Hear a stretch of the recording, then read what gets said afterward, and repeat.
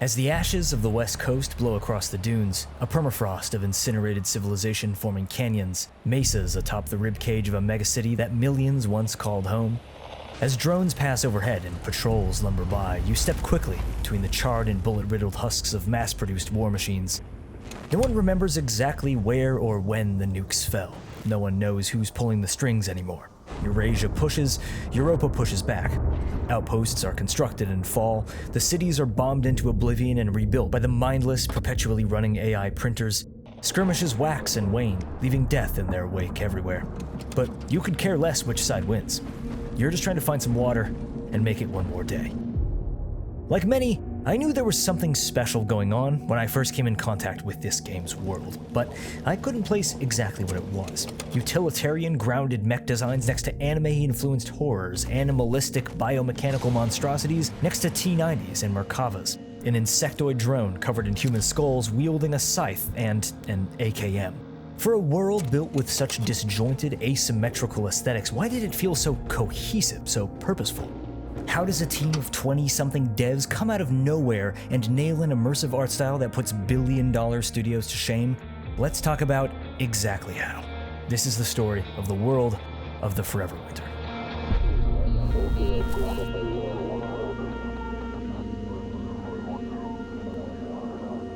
When I first talked to the CEO of Fundog Studios about their upcoming project way back in March, he described it as a living art book, a way to finally take a walk through the boundary-pushing diorama of mechanized monstrosities these artists and designers had never gotten the chance to take past the concept stage in their times at AAA studios. At the time, though, I didn't realize how literally he meant this. The Forever Winter was originally planned to be an art book, a photojournalist report about a mechanized conflict that never happened. My prior videos on the game, as well as those released by the studio itself, discuss why exactly Fundog chose to actually pursue turning this universe into the dream game they always imagined, but that observational journalist's eye perspective held fast as a core part of how audiences would be witnessing this world from the sidelines. By the time you're traversing the wastelands as a scav, the war has been going on for decades. People don't even know how long it's been raging. To understand how the world got to where it is today, we have to go back to the very beginning.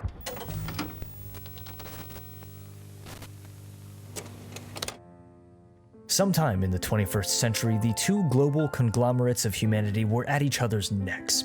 Europa, a military and governmental superpower comprising North and some of South America, and Western Europe, was failing to care for its population. With widespread poverty and disease, pollution and famine, a formerly rich and grand society clinging to the nostalgic iconography of totalitarian grandeur, they had all the land and no way to feed the people in it.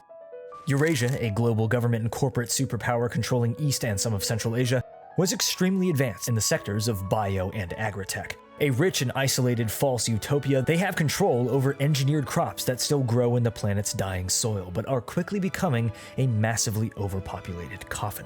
Both nations were at the breaking point, in massive need of resources for different reasons, but no one knows who shot first. Which strikes were preemptive and which were retaliatory. Europa invaded the Eastern European and Asian continents, and Eurasia invaded the Americas almost simultaneously. Every major governmental center and both mega-nations were incinerated within hours of the first days of the war, as both sides launched a haphazard volley of ICBMs across the globe and above it. Nukes in orbit targeting tactical satellites created a cascade of space debris, the Kessler syndrome. No more satellites or spacecraft will ever be launched ever again, and the long-distance communications on Earth have been cut off permanently.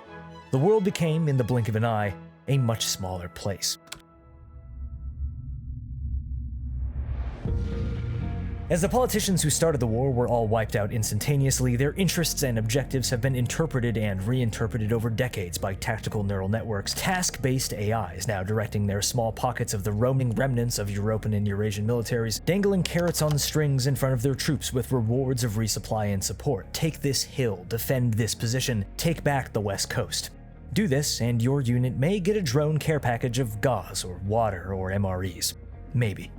The West Coast is gone, by the way, not that anyone around what would have once been called the American Southwest would be able to know that. The mega-city of Los Angeles once covered the entire continent, but all coastal population centers were nuked into oblivion early on in the war. The fallout of which, in combination with continuous fighting for decades, now forms a new ashen desert landscape atop the bones of the old city. Aimless battalions, lost troops of the former superpowers now roam the wastelands, completing their AI-driven tasks the best they can, or making their own way with the resources they have. Some Europans hold fast to the dream of one day returning to a home that they aren't sure still exists, defending and reinforcing their lines for weeks and years and decades. Eurasians, with their far superior cybernetic technology, take largely aggressive offensive actions, while Euruscan troops hold the rear lines and defend supply points and night operations.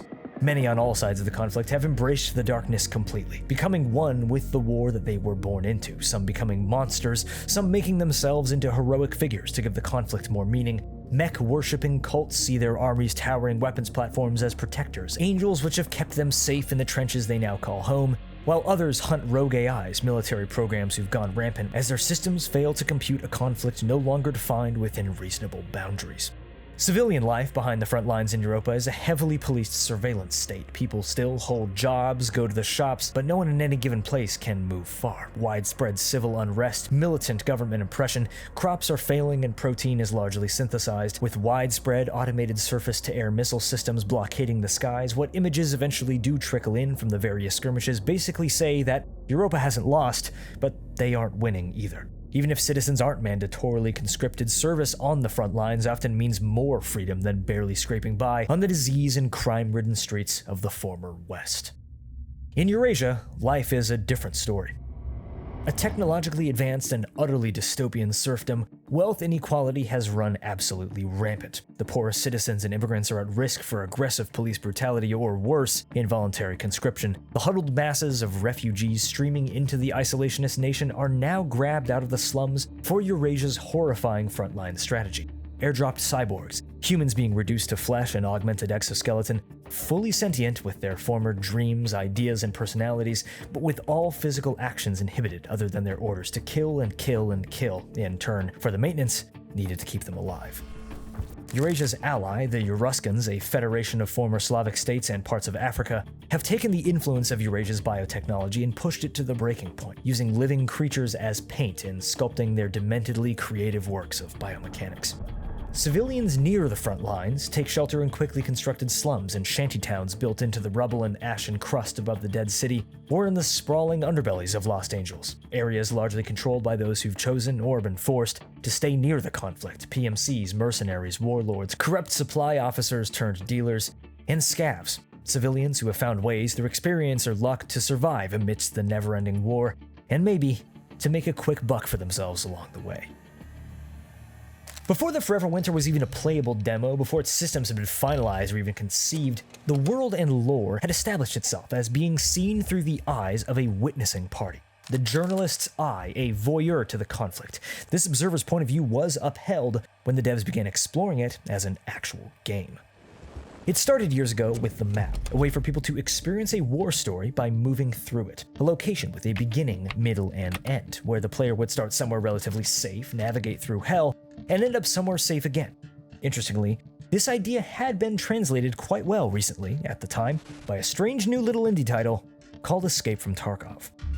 Customs, one of the game's only maps in those days, was the rough inspiration for the earliest concept of the Forever Winter's, at that time, open world map. A completely asymmetrical landscape where points of interest jutted off the main drag, areas of higher or lower danger created natural and non-linear pathways through a pockmarked battlefield.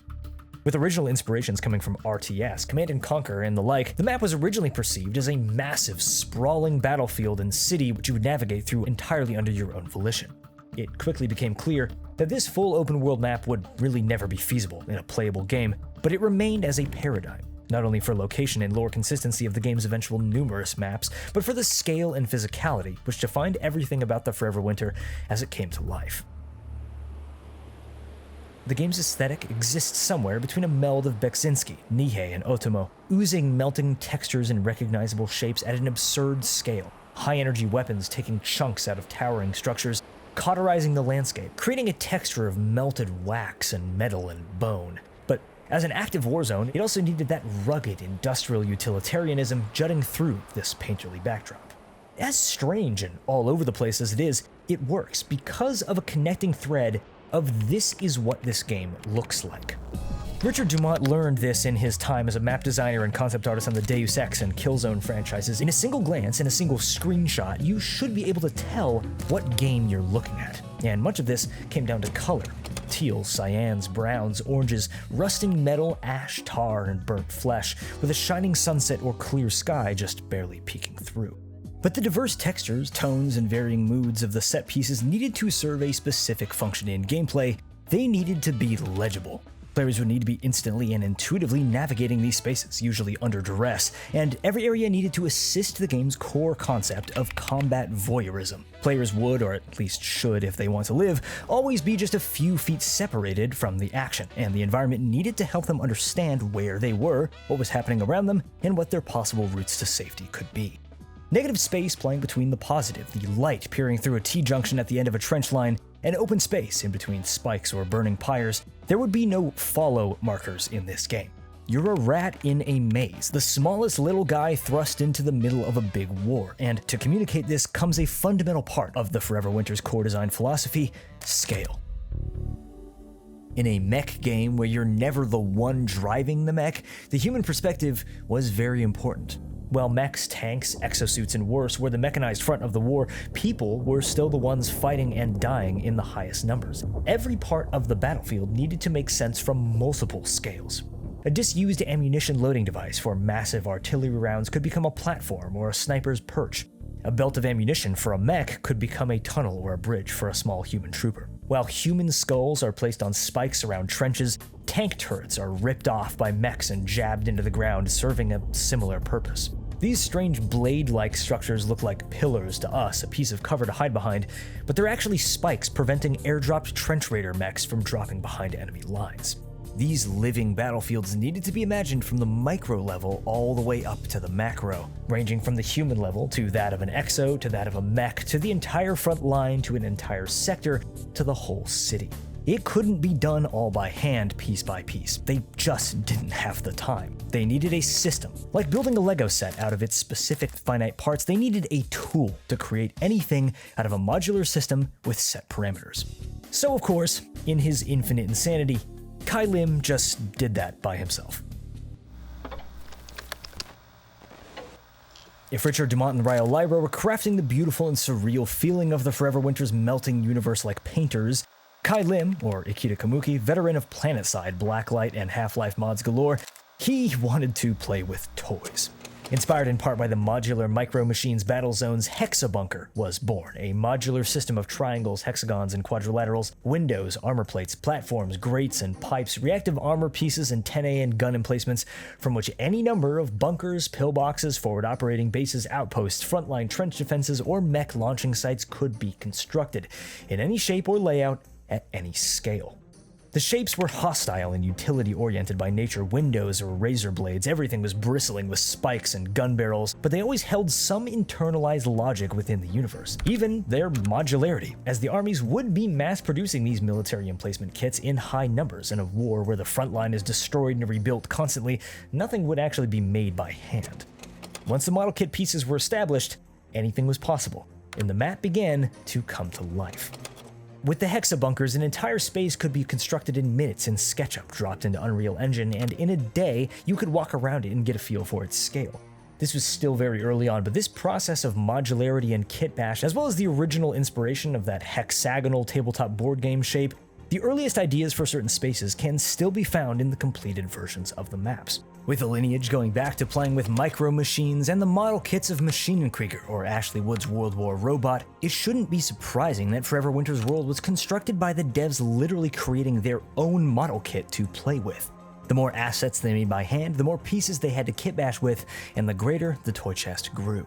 The enemy and player characters were of course created under this same model kit mindset. Entirely new characters in-game were created this way, pulling the head off one established design and putting them on another's body, slightly changing the color scheme, slapping some armor pieces on here and some new headgear there, and you got a completely new enemy unit serving its own purpose in the combat ecosystem. But it was key that there was not only an internal in-world logic to this, but that the right elements took precedence when necessary. Surrealism, utility, gameplay, storytelling, scale or shape or color scheme. The goal here, Richard told me, was that nothing became a soup. Something needed to stand out in every space or on every character design. It's how the team were able to work together with such conflicting art styles and ideas. Sometimes the utilitarian aesthetic that Kai Lim or Miles Williams brought forward needed to shine through to make a space cohesive, for it to make sense in context. And sometimes the surreal needed to take the lead for the point of the space to really make itself clear. Miles or Kai or Richard could model an area, send it over to Rael, who'd paint over it with a huge pass of gorgeous texture, and they would bounce it back and forth until the right balance could be found. And a map designer, such as Ludovic Pirard, could work areas into real playable spaces that wove in and out of each other sensically. Elephant Mausoleum, the first space Fundog created from the ground up, was a true labor of love. Based on the European defensive front line, it's a masterpiece of grimdark war surrealism. It's the perfect case of the non-linear movement-based storytelling that the devs had always wanted. Start behind the line, where exhausted troops defend aid positions, move up through supply points, listening posts to see the full horrific vista overlook on the front line, then into claustrophobic trench lines where cyborgs dash past turret emplacements and pillboxes, through the endless graveyard of no man's land, into more trench systems and supply lines, eventually making it to some slightly more safe extract point behind the line. Elephant Mausoleum is the magnum opus of the Forever Winter's horrifying aesthetic. It was so big it needed to be split off into multiple maps. Mech Trenches, the continuation of Elephant's massive canyon-like trench systems. But some maps weren't handmade in this way. They were essentially kit-bashed from the ever-growing Lego bin of assets, such as Stairway Gate, a uniquely vertically oriented map on the massive 1,000-foot walls of the city, quickly assembled based on concept art with the hexabunker system and existing assets from other locations. It became, in fact, one of the most strikingly unique-looking and playing maps in the game. With the balance of bespoke art and modularity, however, the team still needed to focus on making sure everything stayed true to the game's art style, to its core tone and message as well. A tone that is bleak and gritty and sometimes awe-inspiring in its darkness, but which is imbued with these strange little moments of humor. A world so fundamentally messed up, sometimes the little things still can't help but make you smile.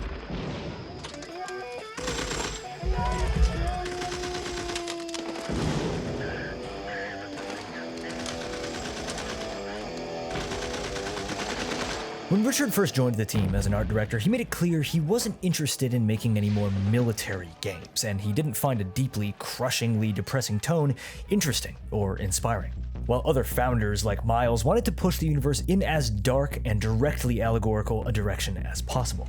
It was in this way, early on, that the Forever Winter found its utterly specific voice. Miles bringing forth an aggressively nihilistic story world with elements of real-world military inspiration. Kai bringing utilitarian, engineered designs with functionality and practicality in mind, Rael bringing his own filmic, diverse, and expressive tone, stylizing the game away from photorealism, and Richard taking his anime and sci-fi architecture experience and interest in gameplay functionality through back and forth arguing over what worked and what didn't, what was too cheeky or too dark, and what hit just the right chord. Forever Winter became very much its own thing, the product of collaboration, and these are just the team members that I personally have spoken to. The Forever Winter's unique flavor of grimdark, in my opinion, is most reminiscent of this legendary scene in Apocalypse Now. Soldiers are posted defending a bridge that they rebuild every day as it's destroyed. They've no idea who their commanding officer is. They fire endless machine gun rounds into a pile of bodies outside the wire, trying to get at a lone VC buried underneath. And yet, just feet away from this, other soldiers sit in muted silence, smoking under Christmas lights, listening to rock music on a tape player. Do you know who's in command here? Yeah.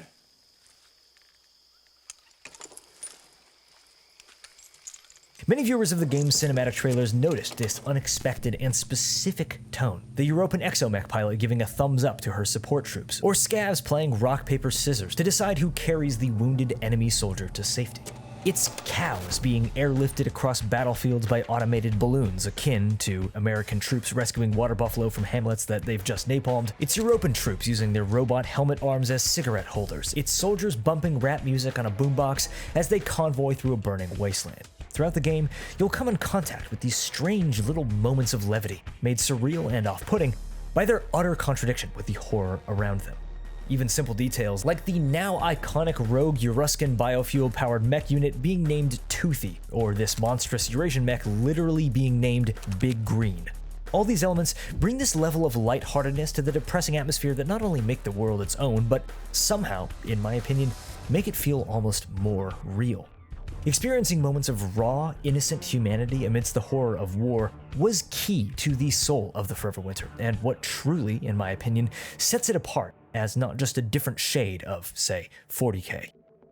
And it goes beyond dark humor. It was key that Forever Winter never be edgy for the sake of it, or that it poke fun at real-world violence or warfare, and it does this by calling attention to humanity. Positivity, kindness, altruism, having space to shine through was extremely important. An overall interactive experience that should, at the end, make you question the utter pointlessness of this violence that you're trudging through. There are obvious elements that I've covered before, such as how the shooting gameplay has been utterly de-incentivized through the game's weight class and scenario system, encouraging the player to really look, wait, and listen, but it does go further. Eventually, Fundog would like missions not just centered around taking from the warring armies, but giving. Bringing the dying troops in the medical trenches supplies, water, or drugs to ease their pain, delivering cartons of cigarettes to wounded troops in the racks of stretchers. These guys aren't supposed to be smoking in here, but sometimes clinging to habit is the little bit of humanity you've got left. You might see a squad lining up civilians to be executed, and only after taking the aggressors out, they were actually defending a civilian water and MRE outreach post from looters and bandits. The goal is that eventually, you won't see these little guys as pawns to blast through on your way to making some cash. They're all real human beings like you, in just as awful a situation, just maybe under different circumstances or fighting for a different hypothetical flag. When you're carrying a pack of medkits to deliver to the European front line, you might think twice about gunning down European grunts on the way there, especially because doing so will literally lower your reputation with them, and they'll shoot you on sight next time. You are a scavenger. By definition, you aren't in much of a position to do anything to better this world as a whole, to shift the war in any one direction. By definition, you are not a hero. But you don't need to be a villain either. Bringing some degree of hope in a hopeless world, the audacity to make space for yourself while also bringing others up in the process despite all odds. It's a major part of the setting and tone of the Forever Winter, but it is reflective of the game itself, and the space that it's created for fans and gamers in real life. The founding developers at Fundog Studios saw the writing on the walls years ago, and the core tonal beats of the universe that they created, human beings creating and then in turn being controlled by AI algorithms, the worship of false idols offering salvation from the very problems they created, they began to come chillingly true as they were being written, the Forever Winter seeming less and less like a fable of an imagined future than an actual cautionary tale set in our very real world. But even amidst an industry falling apart at the seams, studios being gutted from the inside out, and generative AI ready to turn every form of creative media that we love into a monetization platform, the audacity of these devs to say, you know what, screw it, we're gonna create what we want, something with art at the forefront, putting passion and creativity at that top slot usually reserved for polish and risk mitigation. It's amazingly refreshing to me, and apparently to some of you too. Its existence fills me with hope for the feeling of being inspired by new, beautiful worlds that made me fall in love with games as a kid, a hope that, until recently, was slowly dying. These videos aren't reviews, I'm not a journalist. I love this game's world. It immediately became one of my favorite fictional universes, and I just want to do anything I can to share it with anyone else who feels the same way. I shared in my first video on this game that I had once wanted to be a concept artist, and that several of the devs at Fundog were my biggest inspirations when I was younger. Well, and I still can't believe this, the devs took this drawing that I shared and actually put it in the game. This is one of the cultists who hunt rogue AIs, and I guess in some way this is who I'd be. I cannot describe how this makes me feel. Seeing one of my characters modeled into a video game is something that I dreamed of when I was younger and truly never expected to actually happen, especially looking this goddamn good. The point is, I wasn't even making content when I made this sketch, and if you have ever had dreams of creating something, if you've ever been inspired and then lost that drive somewhere along the way, even given up completely, just keep going. You really never know what might happen. Bringing each other up, connecting with the ideas and aesthetics that we love, rather than spending time hating the things that we don't, it's how we can create a better, more inspired world, and to a simpler degree, how we can maybe see some really cool video games or art books along the way in the future. Like a scav bringing a dying European trooper a pack of smokes, just because the world is on fire doesn't mean that you need to be a jerk about it. I'm Rilo, and I like to talk about stuff that I think is cool. Subscribe for more like this, and I will catch you next time.